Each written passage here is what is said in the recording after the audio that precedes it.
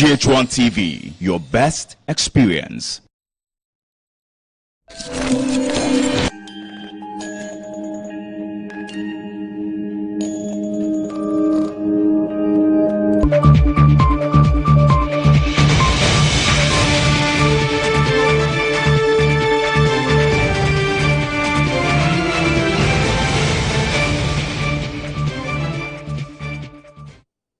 Welcome to State of Affairs. Tonight we're talking to Dr. Akuapem Twi, the Honourable Member of Parliament for the Pru East constituency. We want to talk about accelerated national development. Is it a possibility or a pipe dream? If you feel you have any contribution, use the hashtag State of Affairs across all social media networks. The program is also airing on Facebook Live. Thank you so much for your time and thank you for joining us. Thank you. Okay, so when anybody asks you if accelerated national development is possible or a pipe dream, what do you say to them? Well, I will say it can be either. Okay. We can have accelerated national development because other countries have had it. Korea, Singapore, Chile, and even on our African continent. If you look at the progress of Rwanda, within the last decade, it shows that it's possible. Mauritius, Botswana. So it is possible. However, if you look at the bigger picture on the African continent, a number of countries have had various false dawns, including our own country, Ghana. At the onset of independence, everybody believed that Ghana was on the right trajectory. Unfortunately, arising out of a number of factors, we seem to have not made it. At independence, we had a greater GNP per capita than Malaysia. Indeed, we got independence a few months earlier than Malaysia. We were far more ahead of Malaysia. Today we go to Malaysia to seek assistance, development assistance. So it shows others have been able to do it. It is doable. So what do you think accounted for Ghana lagging behind? It takes, first of all, our numerous coup d'etats did not help. Okay. Secondly, I think we have not been passionate enough for it. You see, passionate for development? Yes, we've not been passionate enough for development. Development encompasses or incorporates in its own process a certain sacrifice. You cannot have your cake and eat it. If you look at our savings rate, it's one of the lowest on the continent. And therefore, capital accumulation also becomes extremely difficult because we don't save. And so if we are passionate about development, this Ghanaian state must play a very active role. If you look at our marginal propensity to import, we import everything, including even chewing stick these days, toothpick. And therefore, as your marginal propensity to import increases, there are major leakages out of the system in terms of forex. So we have balance of payment disequilibrium. The average Ghanaian left to himself is comfortable with the status quo, and that is worrisome. Okay.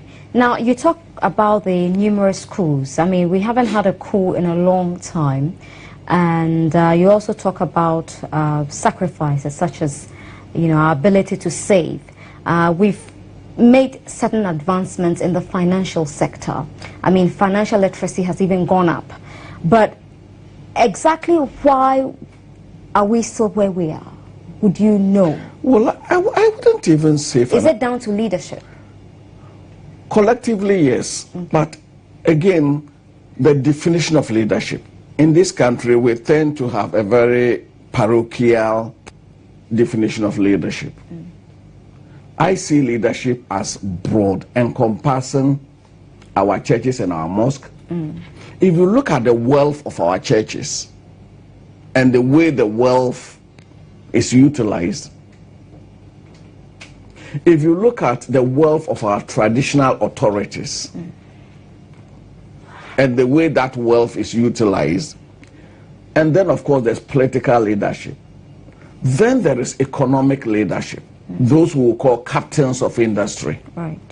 How many Ghanaian businesses transcend the demise of the founding father?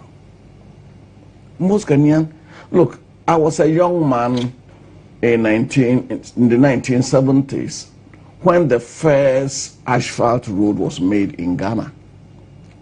That was Accra Sawam Road by a Ghanaian contractor, Swedro Contractors. That asphalt lasted over 30 years. Today, where is Swedro Contractors? And there are Poku Transport. There are a number. So the leadership challenge is not just about political leadership. Even as important as it is, I'm not downplaying it. Right.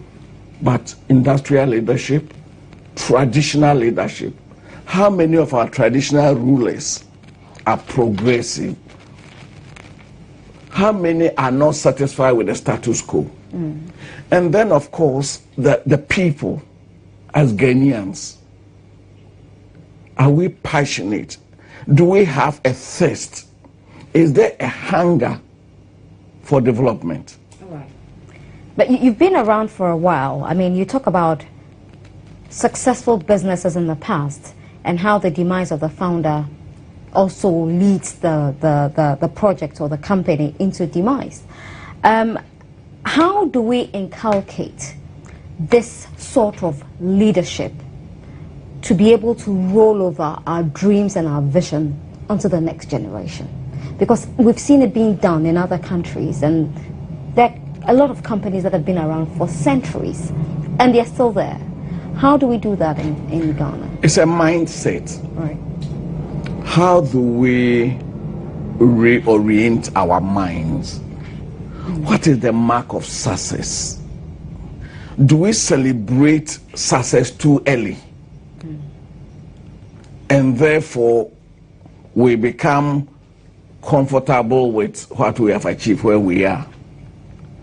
As a people, are we strategic? Or we are tactical? For example, if we look at our electoral cycles, our electoral cycles revolve around the tactical rather than the strategic. A government is elected into office. The first 1 year is spent trying to understand how the system works. So you have year 2, year 3, year 4 is already election mode. And therefore, if there are programs that are 10-year programs, if the first couple of years of a program will bring challenges, difficulties, because if you want to adjust a production process, if you want to adjust a mentality, the first couple of years, you're going to face a lot of resistance. Right. But that government is looking already at the next election. So we are comfortable with what will make us popular in the short term, even if that does not augur well for the nation in the long term. Okay. So are you one of those who think that the term of office should be looked at again? Is the 4 years enough? I sincerely think no. Okay. But for every positive, there's a negative. People will ask themselves, what if we get a very negative government and we are stranded with it for 5 or 7 years? Then I think we should be thinking more positive.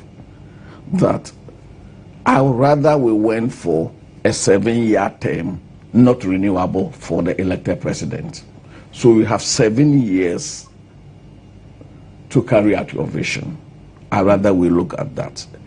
But more importantly, even than the electoral terms, is the electorate.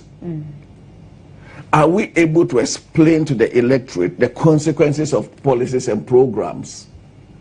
If a program has a longer gestation period, how do we communicate that to the people to have a buy-in? Yeah. If there's a buy-in, then it doesn't matter the presidential term. Right.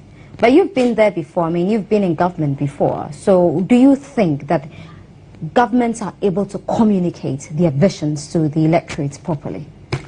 It's a two-way thing. I would say no. I'll give you an example. 2015, in the period of load shedding, after I left office, I met people who tell me, Kwabena, you've really worked well. We appreciate your work. However, at that time, we were not we were not prepared to listen. Right. Whatever you said, as much as it was rational, as much as it made sense, we were not prepared to listen. So it is not a one-way thing.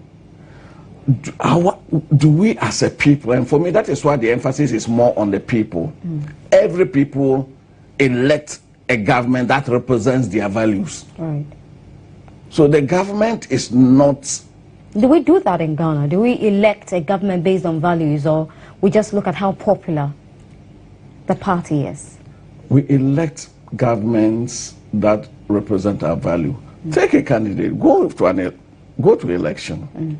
If you even an assemblyman, if you tell the people that the locality is dirty, the people have to be empowered to take care of their locality, they have to take cleanup seriously, they will have to, they will be fined if they later, you will never be elected.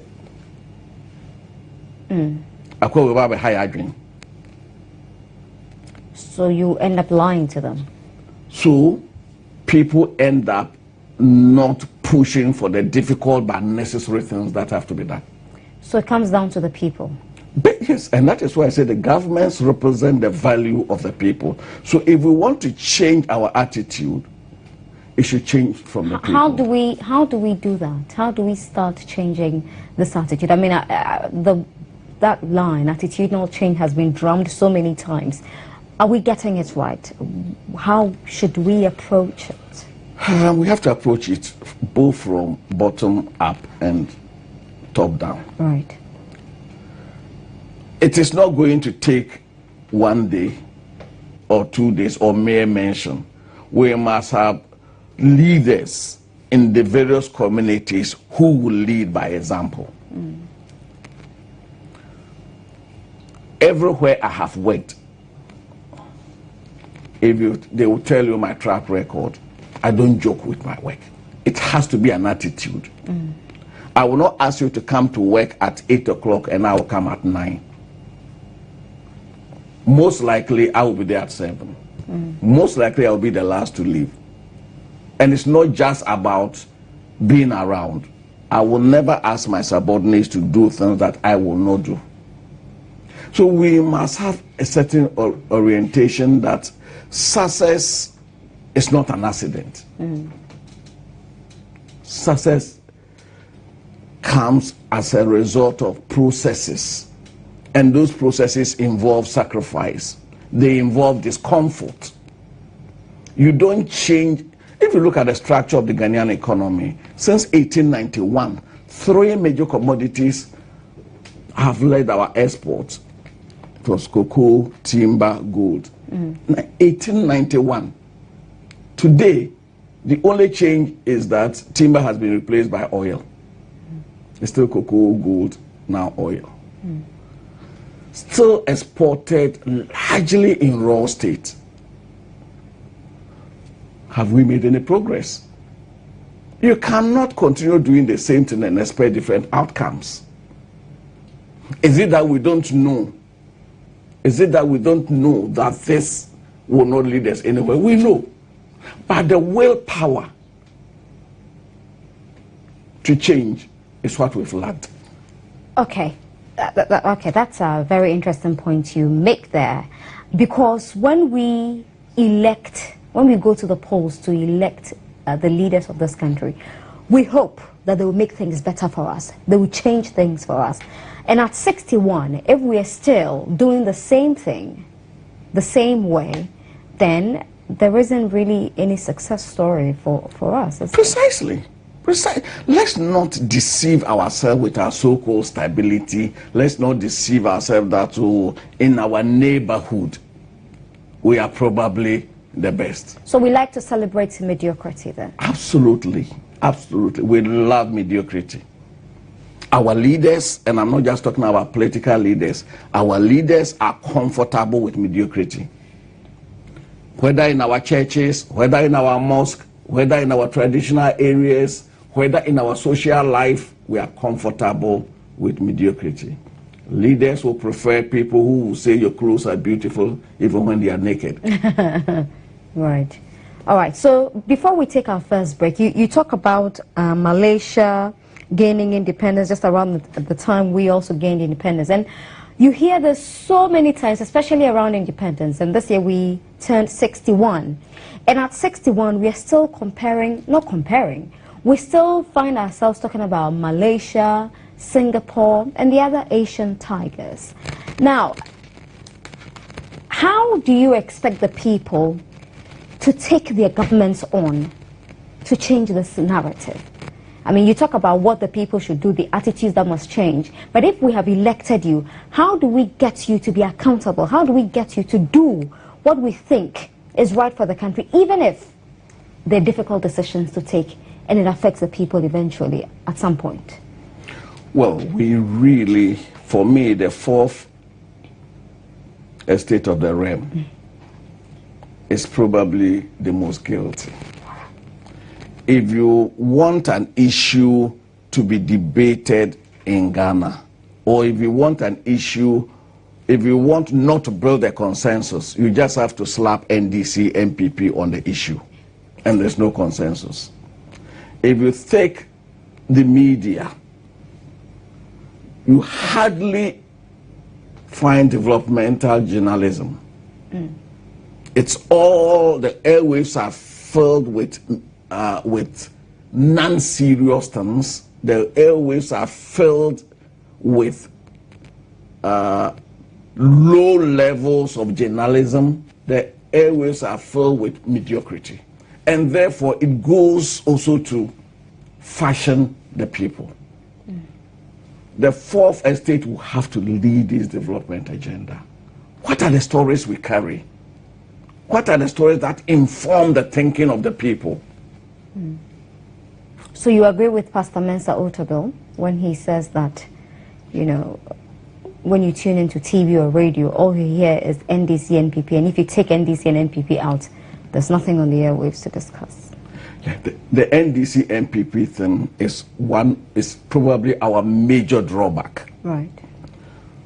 Let's look, the arrest of Koku Ajidoho. You will find a minority in MPP, NDC, who will say, oh, what he said probably was wrong, but as a comrade, we owe him solidarity. And that is my position. You think he was wrong? Yes, I think the utterance was wrong. Fortunately, the General Secretary disassociated the party from it. But he's a comrade, so we owe him solidarity. Right. When Kennedy Japan or Chairman Wontumi, when others declared this country ungovernable, you will find NDC people criticizing it and MPP people generally supporting it.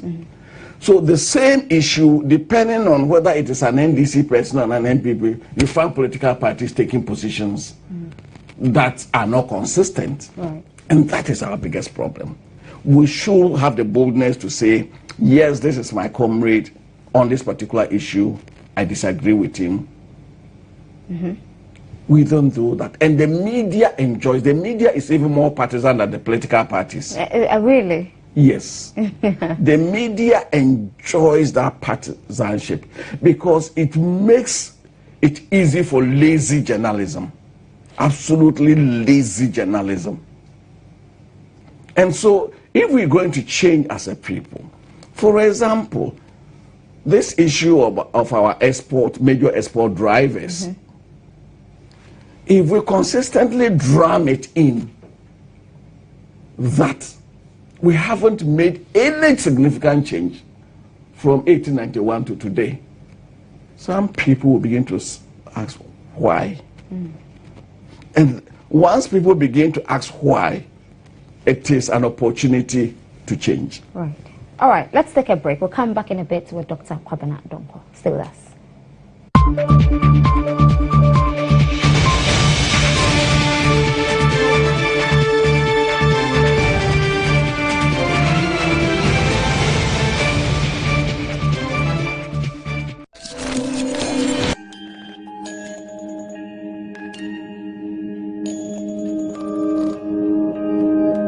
Chabiana maniaje, chabi into maniaje rough. We don't be a mama who come. And now I can't see my fine. I don't go for me go. I don't go for me go. I'm gonna maniaje rough. Yeah, they are buying it to be on I.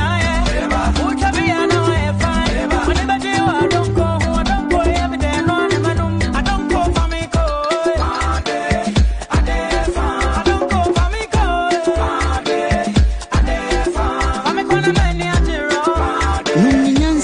And too many power and fear doom watching, and says I pay for no, and what drinking spots be and don't go bitters, a demufua.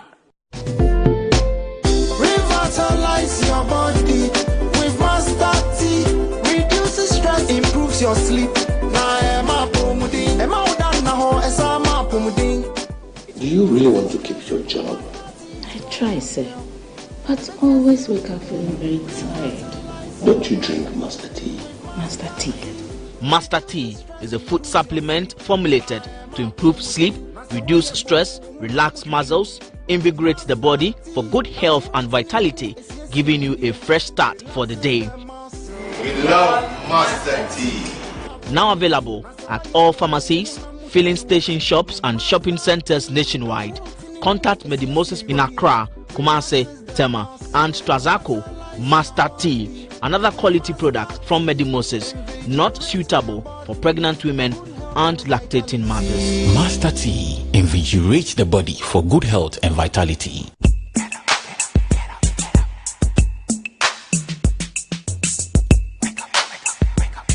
It's engaging, it's educative, and most of all, sensual.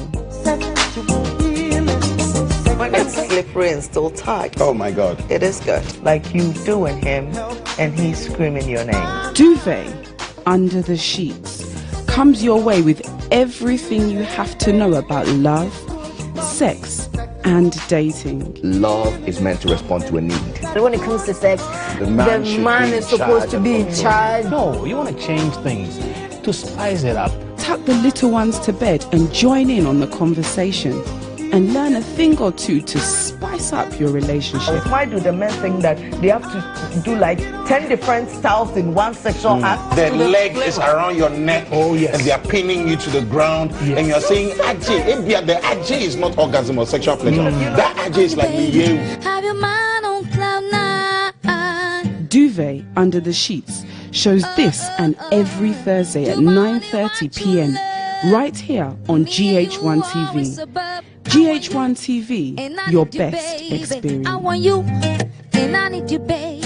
A moment of silence. I know you're out there. I can feel you now. I know that you're afraid. You're afraid of us.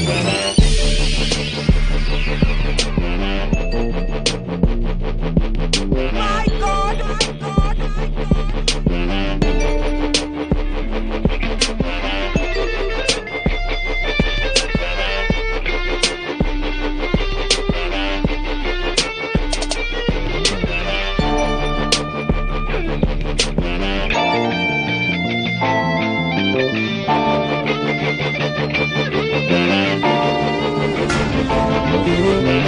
GH1 TV, your best experience.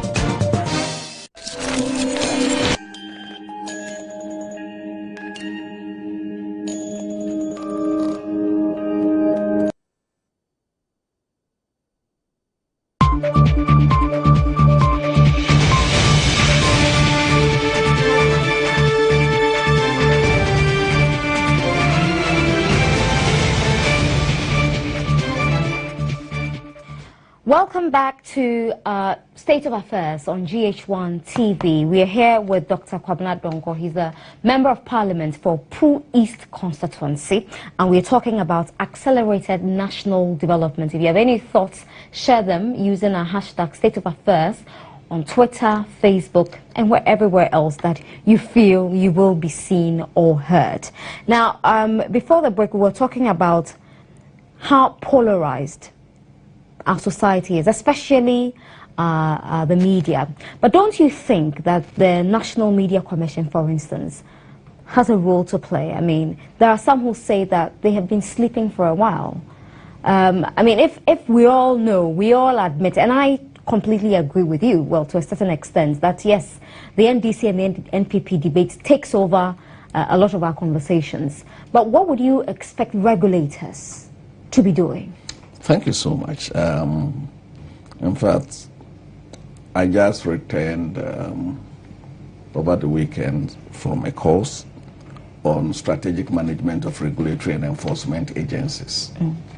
And one of the things I took from the course is that if regulatory bodies played their role and played it well, central government will become relatively unimportant. Because central government really should be concerned just about policy, but policy implementation, policy drive comes from regulatory bodies. National Media Commission. Sometimes I wonder whether there's a media commission. It's not about periodically issuing statements that have no teeth. It is about enforcement of existing codes, enforcement of existing legislation, enforcement of existing protocols. And this should start even from the question of who is licensed to practice journalism. What is the qualification required of practitioners? Do we have a national qualification for practitioners? Because any profession that does not put emphasis on training is a weak profession. And it's almost like it's an open door. And people come, look, there was this attempt a couple of years ago for radio stations in particular on live program to have delayed equipment that enables a delay that arms the producer. Right. But it's fizzled out. And who was to ensure that this happens? Right. National Media Commission. So the National Media Commission, as a regulatory body, is the classic example of failure.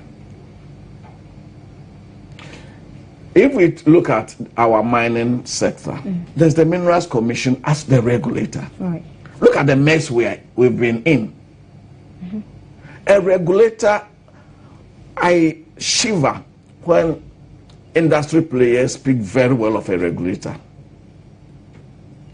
I shiver. It means they're not doing their job. Precisely. There's a regulator mentality that should be no. You have to convince me why it should be yes. Right. But if you take the EPA or the Petroleum Commission, they have a responsibility to protect our resource. If you leave any business, the business will look at maximizing profit in the short term. So it is the regulator's responsibility to ensure that that resource is protected. And one of the areas that worries me is this so-called area of corporate social responsibility. And the media, somebody goes to donate 20, sometimes not 20,000. A multinational goes to donate 5,000 and it's big news as corporate social responsibility. But corporate social responsibility in its true meaning is taking the interest of the community into consideration in the production process. Right. It is not an after bottom line activity. If you take our mining companies, you don't pollute our water bodies in your process of mining, finish and say you built a school or a clinic. No.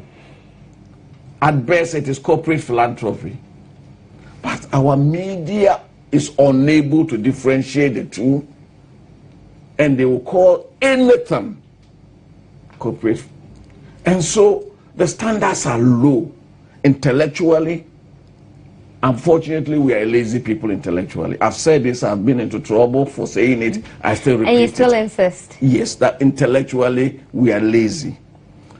If an issue comes up, we are comfortable with the solution that disturbs our comfort zone the least. Such as? Such as, for example, a good example is this, is mining. We have a fundamental issue with the whole process of mining. Yet, what do? There are legal small-scale miners. But differentiating between the legal miners and the illegal one is too much hard work. Let's clamp down on all of them. It is the root of least resistance. That is when we don't have to think too much. It involves less work because differentiating the legal from the illegal is too much work. So we have that lazy intellectual attitude. And it permeates our society. How do we change it? We can change it by recognizing that we have that problem. Right. You think we don't recognize it? Why would they bash you for saying we are intellectually lazy? When indeed we are intellectually lazy. Look at our publication records. How many books do we publish? Right. How many peer-reviewed articles come out of our research institutions? How many companies and how has the state capacitated companies to take our research findings and commercialize them and become world winners? Today, I was just reading a report of the World Intellectual Property Organization. Right. Their 2017 annual report. At least 30% of the price of every product we buy is made up of intangible capital, intellectual property. 30%. Either the technology or the branding. Do we take it serious? Go to Kenya. Take IT. Kenya is far ahead of Ghana. And yet, the capacity available, the knowledge available, why can't we push it down to permeate society? Indigenous IT companies are happy with the crumbs they get. The Ghanaian state will prefer contracting foreign IT companies, and Ghanaian companies given the job will also do shoddy work. So it is a mix. Yet we have the capability. Yet we excel outside Ghana. Is there any hope at all? There is hope. There is. Where do you see this ray of hope? The hope comes from the youth. Okay. We get into a boiling point. And that boiling point can either turn positive or negative. But I believe that there is an emerging leadership that must sacrifice. The sacrifice is not just in living standards, but the sacrifice is in being unpopular. The truth is often unpopular. And you don't need 100% of the masses to follow. You just need a small elite to lead and be determined and be willing to make the sacrifice. In Malaysia, they decided that they were not going to open up the country to be raped by everybody. All the developing countries that have made progress in the last 50 years have been countries that have known how to protect national industries, that have known how to select winners, and that have strong cultural cohesion. You need that strong national cohesion, that unity. Unfortunately, we are allowing this NDC MPP thing to break the possibility of that. Okay, but how do we look up to the youth for that hope or the inspiration you talk about when they're looking up to, you know, those ahead of them who are not making it any better? Well, you see, some of us are prepared to put our lives down for Ghana. Look, in 2014, when I was given that poison chalice of a position, a good friend of mine, who was also a good friend of the former President Mahama, when I was nominated, he called and asked Kwabena, into which is a papa poasem. Because that was the worst job that any politician could be given at the time. I took it. And I promised that by the end of 2015, within 1 year, we'll end load shedding. We did end load shedding. It is doable, but it takes sacrifice. It takes a certain bloody-mindedness. And people will tell you, Mentias Masi. Because I will not compromise with mediocrity. At the Ministry of Power, I'll give you an example. You know, in the public service, people are always clamouring for overseas conferences. Yeah. I go to the Ministry of Power, I said, fine. Anyone we sponsor to go for a conference, a workshop, when you come back, you will do a presentation. You come and teach. I believe in the multiply effect of knowledge. We organize classes for whoever went to come in the ministry's library. And I will sit here, or my deputy will sit in, people, chief director. So people who were either to clamoring for courses started withdrawing, even if you offered. And we had the younger ones, the mid-level engineers, now going. So it is doable. Sometimes, if you look at Korea, South Korea developed a lot under General Park. People say he was crazy. Look at Malaysia under Dr. Matia, whatever. People say he was crazy. You don't develop with a laissez-faire attitude as if you have all the time in the world. And that is what we are doing in Ghana. There is no sense of agency. Absolutely no sense of agency. Plastic waste. Other more serious countries, some have either banned plastic and gone back to paper. Today, technology is available. We are now getting plastic that is that decomposes. Yet, we should be taking advantage of technology. If we are not going to ban it, we say from January 2019. Only this type of plastic is allowed to the Ghanaian market. People will be angry. Development does not happen in comfort. You have to be dissatisfied with your present state in order to make that progress. But if you are comfortable with your present state, there is no agency, there's no passion. And for me, that is the worrying something about the Ghanaian. All right.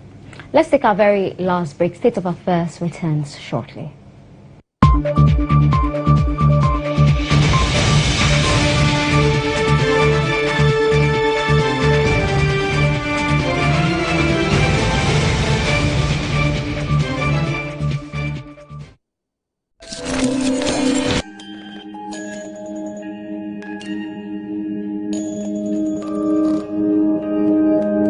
Nukro, Alomo je, Edulubuna, Edimunae, Sanya Alomo Vitessa, Massa, forget it.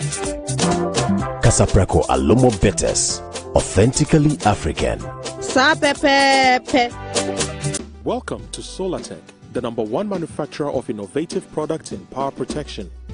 The Solartech Maxima UPS will provide clean, high-level quality power to fully protect mission-critical devices such as sensitive networks, computer centers, servers, telecom applications, as well as industrial applications. The Maxima UPS has an eco-mode operation for energy saving and smart battery charger designed to optimize battery performance. It has an output factor of 0.8 and a wide input range of 110 volts to 300 volts. The Solartech Maxima UPS comes in 3 kVA to 6 kVA models. Other modules are available on request. Remember, stay original. Buy Solartech. Solartech, the power to protect.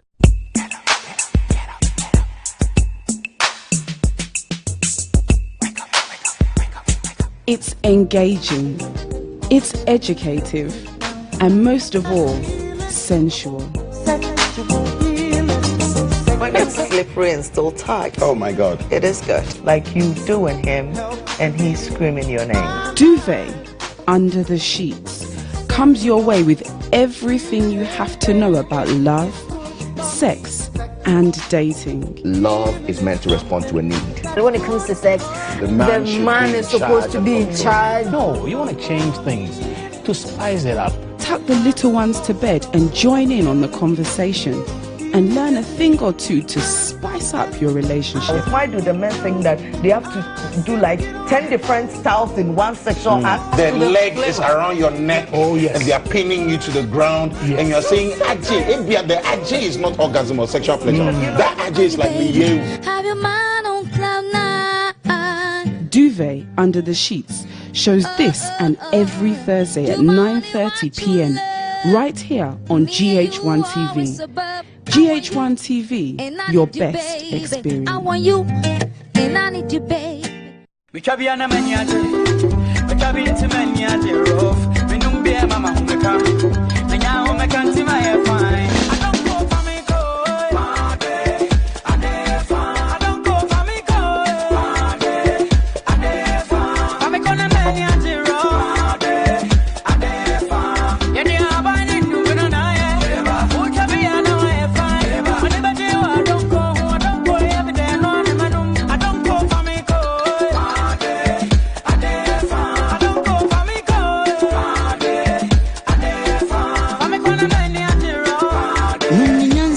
and too many power and fear doom watching and says I pay for Nous, I will drinking spots beer. And don't go bitters, et demufua.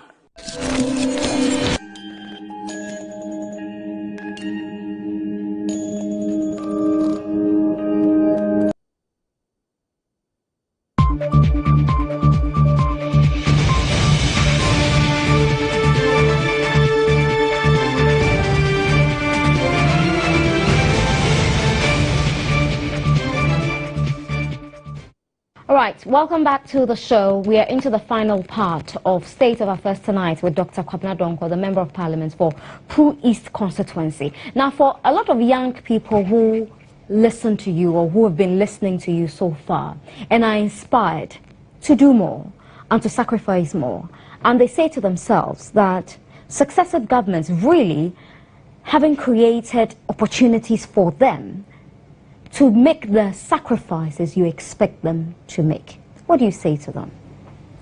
Well, they will be right. The successive governments have not created as much opportunity as they should. Creating the opportunity begins from school. The mindset. Is the school curriculum inspiring enough, especially at the tertiary level? Absolutely not. Okay. Absolutely not. For example, agricultural science graduates, crop science, I will be expecting that even in school, they'll be thinking of forming cooperatives or block farms so that they do not come out from university wanting to go and work in an office. The Ghanaian state must also facilitate block farms. 2010 of you agro students form a company, the state will provide the initial inputs. it can be structured so that you can put your technical knowledge to work. IT students, look at the world. The billionaires that have emerged out of IT, they did not go to look for government work. And a number of them even dropped from university once they got the idea, teamed up, and today they are billionaires. How many of our IT students, they come out and they are looking for government work? So that is where the state has failed. We have failed to inculcate at the tertiary level the need for people to break out and establish their own businesses. For me, that is our major area of failure. Graduate unemployment. Do we do any manpower planning? Have we identified the gaps in the labor market? And are we tailoring our training? Look, if I had my own way, apart from tuition being free, I will institute a number of scholarships, probably 10,000. Get fund.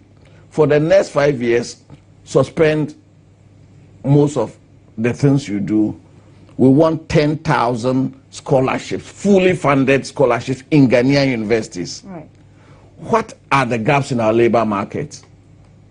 Do we have enough medical statisticians? If we don't, 500 scholarships, fully funded. So identify the gaps. But this laissez-faire market-led thing has never worked. The market has to complement the state. The state can use market, but for a design policy. Use the market to create internal competition within defined parameters. But we just allow anybody to go to university, do anything, and then come out. I'm not saying some subjects are more important than the others, but for every country, at a particular stage in development, there are gaps that you need to fill.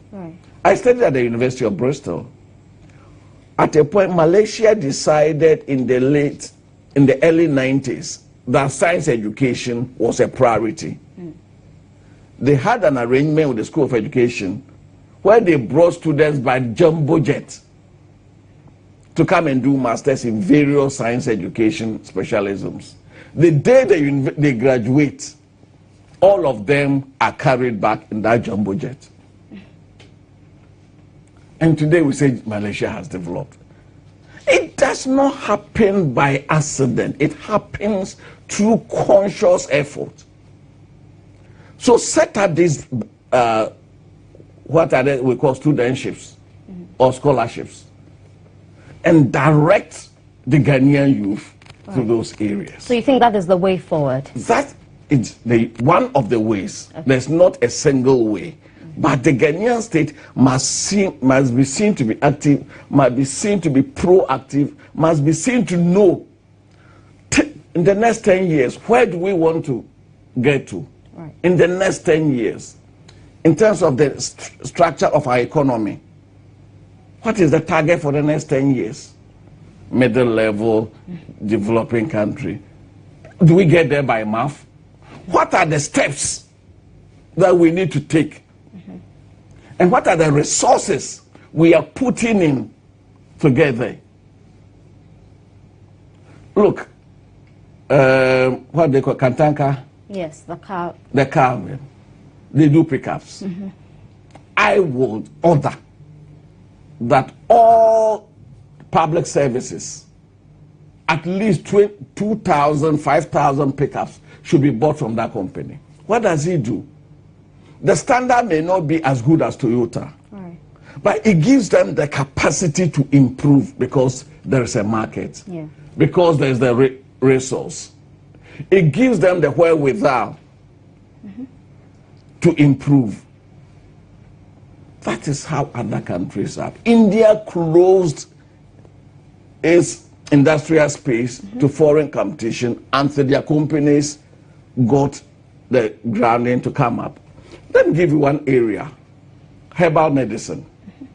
Ever since Kane UST introduced the program of herbal medicine into their curriculum, you can see the discernible improvement in the packaging and dosages of herbal medicine. What more effort are we putting in to promote it to international standard? China, look at herbal medicine in China. What is the Ghanaian state doing? We could easily conquer West Africa with our herbal products. Quality, more equipment, and training. So I am for an activist state that knows where it is going, where it wants to get to, and how to get there. All right. Thank you very much for talking to us. Dr. Kwabena Donkor is the Member of Parliament for the Pro East constituency. Thank you for watching the show. Have a good night.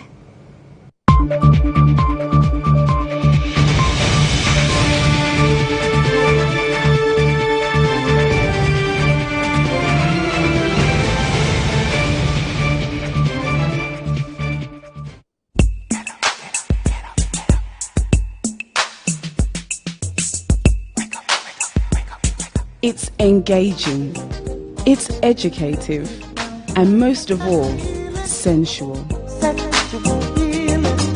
When it's slippery and still tight. Oh my God. It is good. Like you doing him and he's screaming your name. Duvet Under the Sheets comes your way with everything you have to know about love, sex, and dating. Love is meant to respond to a need. When it comes to sex, the man is supposed to be in charge. No.